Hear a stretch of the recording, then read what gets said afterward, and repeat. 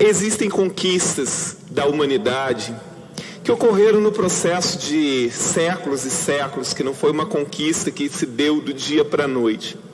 Se a gente pensar nos sistemas políticos existentes no mundo hoje, e boa parte dos países do mundo são democracias que adotam a chamada tripartição de poderes. Todos nós aprendemos na escola, ou na faculdade, ou em algum momento da nossa vida. Se a gente imaginar como é que era o sistema de poder de grande parte dos países há 200, 300, 400 anos atrás, boa parte dos países eram monarquias, Eram monarquias ali lideradas por um rei, ou por um imperador, ou por um sultão, ou por um czar, ou seja lá que nome que se dava ao imperador, ao mandatário do país. Que então era o poder único, concentrado na mão apenas desta pessoa. Não havia judiciário, não havia ministério público, não havia legislativo. Então, por exemplo, o que o rei determinava, estava determinado. Então o rei fazia a lei, ele mesmo mandava cumprir a lei, ele extinguia a lei, ele que condenava ou perdoava, enfim. A criação dos três poderes se dá a partir principalmente das ideias do pensador francês Montesquieu, mas antes dele, o inglês John Locke já tinha pensado sobre isso. E antes, muito antes, Dr. Hércules, há quase 2000 anos atrás, ou cerca de 2000 anos atrás, os pensadores gregos já diziam que o poder, não era bom que o poder se concentrasse na mão de uma única pessoa. Portanto, o sistema de poder que nós temos hoje, baseado na chamada tripartição de poderes, é algo que foi pensado ao longo da história da humanidade. E como disse, e todas as democracias adotam a tripartição de poderes, e como disse o ex-ministro inglês, o Churchill, que disse uma vez que a democracia é o pior sistema de poder que existe, excetuando-se todos os outros. Ou seja, na história da humanidade, nós nunca criamos nada melhor do que a democracia. O que não quer dizer que a democracia é perfeita e que a democracia não apresenta problemas. Muito pelo contrário. A democracia, como eu já repeti várias vezes e como é repetido pelos pensadores, como é um espaço onde tem que caber todo mundo e todo tipo de ideia dentro da legalidade, da constitucionalidade, claro que é um espaço que sempre há polêmicas, discussões, confrontos de ideias e tal, dentro do legítimo respeito, da constitucionalidade e enfim, de todas essas questões. E quando a gente fala sobre a situação da criação dos três poderes e a criação da democracia, o grande pensador italiano Norberto Bobbio, no livro dele O Futuro da Democracia, ele faz uma explanação sobre isso, sobre as expectativas em torno da democracia. E tem uma parte que ele diz, Dr. Hércules, assim, que não que alguém disse isso, mas que a democracia, quando ela surge, quando ela começa a ser implantada, ela cria a expectativa de que, se com a democracia eu vou ter a oportunidade de escolher meus representantes, ou seja, não tem mais rei, não tem mais imperador, eu que escolho os representantes, então que sempre as pessoas escolheriam os melhores entre os melhores. E ele diz sobre a frustração dessa expectativa da democracia. Por quê? Porque nem sempre são os melhores que se candidatam, para que as pessoas escolham, numa sociedade, os melhores entre os melhores. E a outra questão, porque o ser humano tende a votar de acordo com os próprios interesses, e não pensando efetivamente nas questões da coletividade, naquilo que interessa, nos objetivos mais nobres de uma sociedade ou de uma nação. Mas que cada grupo de pessoas ou cada pessoa tem mais a tendência de votar de acordo com seus próprios interesses. E isso, em grande parte, é verdade. A gente vê o tempo inteiro um discurso assim, principalmente em relação ao legislativo. Os políticos não prestam, todos os políticos são iguais, ninguém vale nada, as pessoas não só se candidatam para roubar ou para se beneficiar. Virou uma espécie de senso comum. No Brasil hoje, parece que o esporte preferido da população é falar mal de político.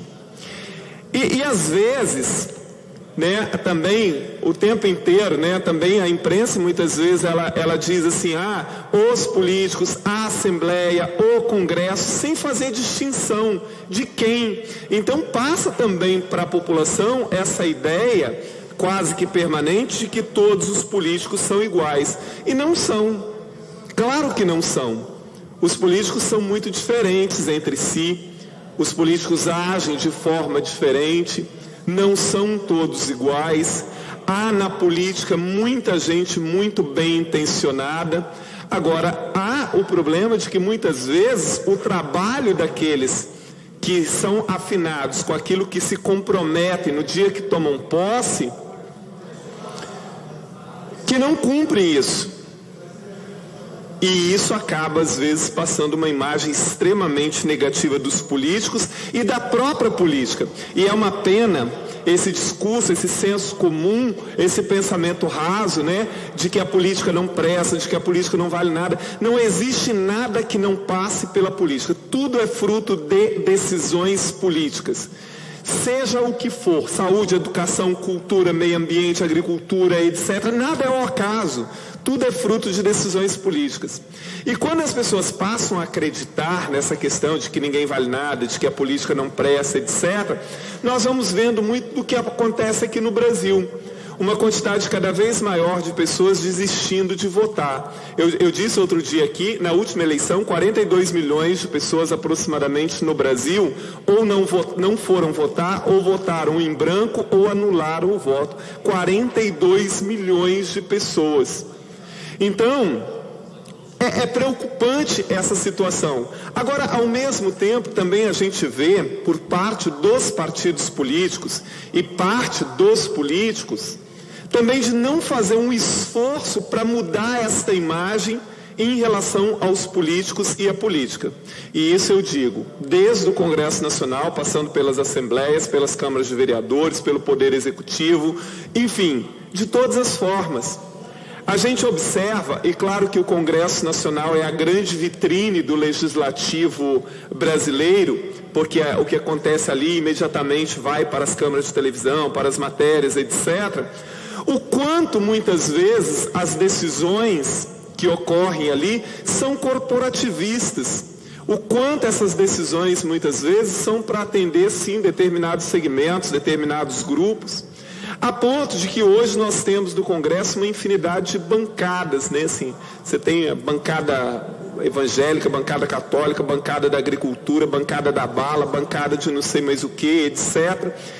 Quando deveria ter bancadas unidas em prol daquilo que interessa efetivamente à sociedade, em prol de resolver, de apresentar soluções e políticas adequadas para a saúde, para a educação, para a segurança, para a questão da pobreza, para o atraso tecnológico, para o saneamento básico e por aí vai. E muitas vezes, doutor Hércules, a gente vê também deputados federais e senadores agindo como se fossem vereadores federais. E aí há uma confusão, né? Nós falávamos hoje sobre essa questão de que, assim, por exemplo, o Senado da República deveria estar ali a nata dos políticos brasileiros. Quando você pensa no Senado, deveria ser os políticos mais tarimbados, os mais capacitados, os mais experientes. E olha o que a gente vê em grande parte. E olha o que se discute nesses espaços. E olha o que se faz nesses espaços.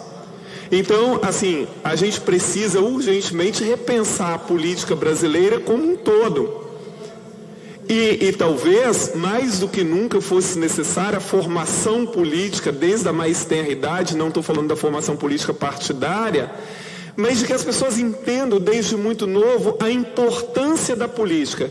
E aquilo, só para terminar, deputado Freitas, uma coisa que a população não pode tirar da sua cabeça: Tudo o que acontece na sociedade é fruto de decisões políticas. À medida em que você desacredita da política e você não participa, e não procura entender, não procura fazer escolhas melhores, você está contribuindo para a situação ficar cada vez pior. Porque todas as pessoas, do mais milionário ao mais pobre de um país, são atingidas pelas decisões políticas. Muito obrigado, deputado Freitas.